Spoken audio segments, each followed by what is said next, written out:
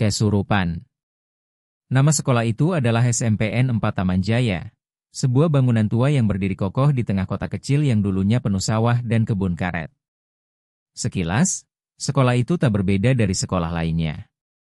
Gerbangnya besar, catnya mulai pudar, dan di halaman belakang terdapat lapangan luas yang sudah mulai ditumbuhi rumput liar.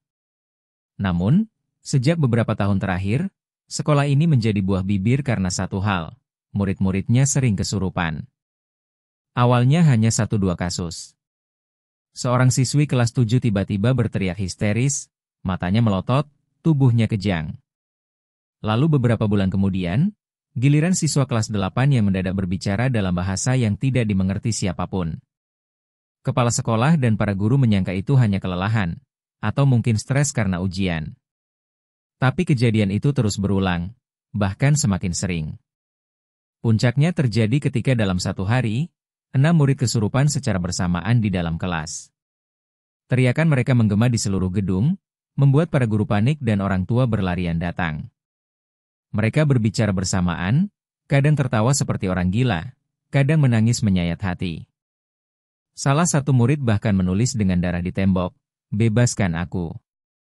Kepala sekolah, Bu Rina, akhirnya memutuskan untuk memanggil seorang kiai sepuh bernama Kiai Hashim, yang terkenal sering membantu mengatasi gangguan gaib.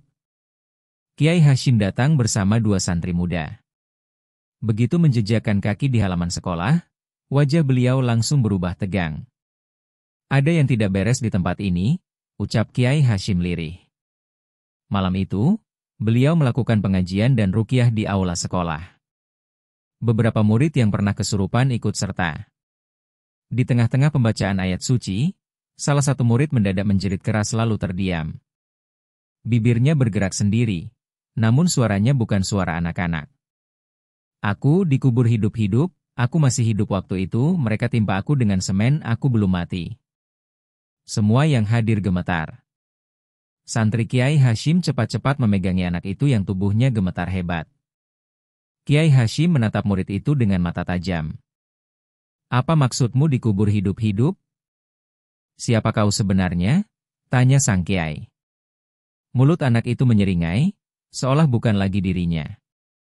"Aku Suparman. Tukang bangunan. Disuruh kerja malam-malam. Katanya mau bangun fondasi gedung baru. Tapi ternyata aku dijadikan tumbal. Mereka pukul aku dari belakang. Kubur aku di tengah fondasi, hidup-hidup, tubuhku di bawah ruang kelas 8B.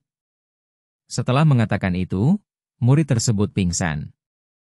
Kiai Hashim pun memerintahkan semua guru dan staf berkumpul. Malam itu, beliau mengungkapkan temuan mengerikan, arwah gentayangan di sekolah ini adalah seorang pria dewasa bernama Suparman, yang menjadi korban tumbal saat pembangunan gedung bertingkat sekolah itu. Kisah di balik pembangunan. Bu Rina, yang baru menjabat kepala sekolah 2 tahun terakhir, mengaku tidak tahu menahu soal pembangunan gedung itu. Namun setelah diselidiki, ditemukan fakta bahwa gedung kelas 8B dan 8C dibangun sekitar 20 tahun lalu, saat kepala sekolah sebelumnya masih menjabat, almarhum Pak Jamal. Beberapa guru lama mulai buka suara.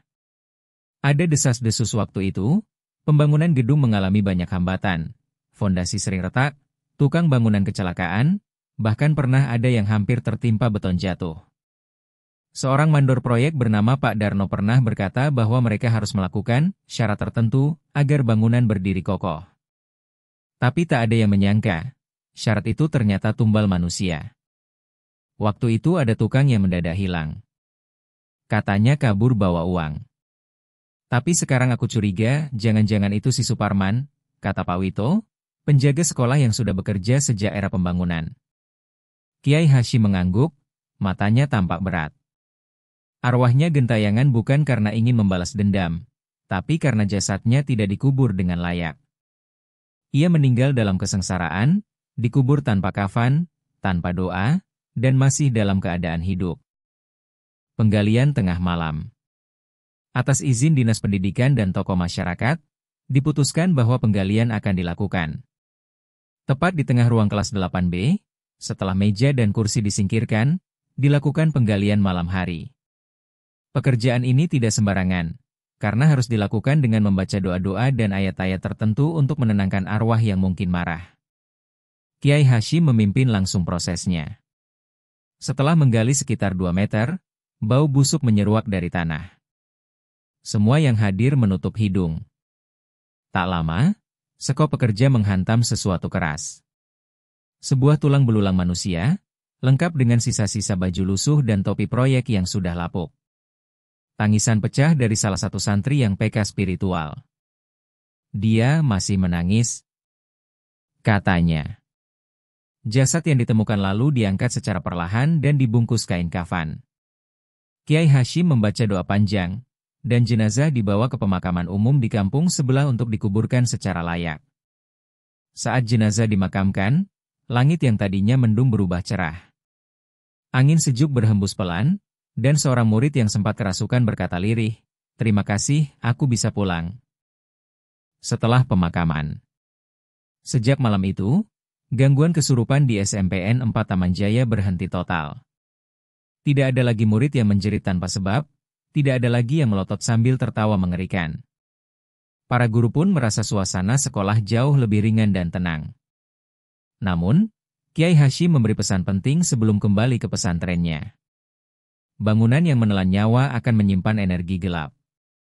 Tapi kalau kita rawat dengan doa, kebaikan, dan kejujuran, insya Allah takkan ada lagi gangguan. Bu Rina berjanji akan mengadakan pengajian rutin setiap bulan di sekolah. Ia juga memasang plakat kecil di ruang kelas 8B, bertuliskan, "Untuk almarhum Suparman, semoga Allah mengampuni dan menempatkanmu di tempat terbaik." Meski tidak dijelaskan kepada siswa bahwa Suparman adalah korban tumbal, para murid diberi edukasi tentang pentingnya mendoakan arwah dan menjaga perilaku selama berada di sekolah. Beberapa siswa bahkan mulai rutin membaca Al-Quran bersama sebelum kelas dimulai. Epilog. Setahun berlalu. SMPN 4 Taman Jaya mulai kembali normal. Prestasi murid meningkat, dan banyak siswa baru mendaftar. Namun bagi orang-orang lama, terutama Pak Wito sang penjaga sekolah, kenangan tentang malam penggalian itu tak akan pernah terlupakan.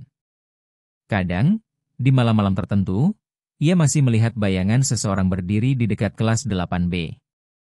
Bukan hantu. Tapi sosok lelaki berkemeja lusuh dan helm proyek, yang berdiri tenang, seolah sedang mengawasi bangunan yang dulu membuatnya kehilangan nyawa. Dan setiap kali Pak Wito melihatnya, ia akan mengangguk pelan dan berkata lirih, "Tenang, Pak Men, sekarang semua sudah baik-baik saja."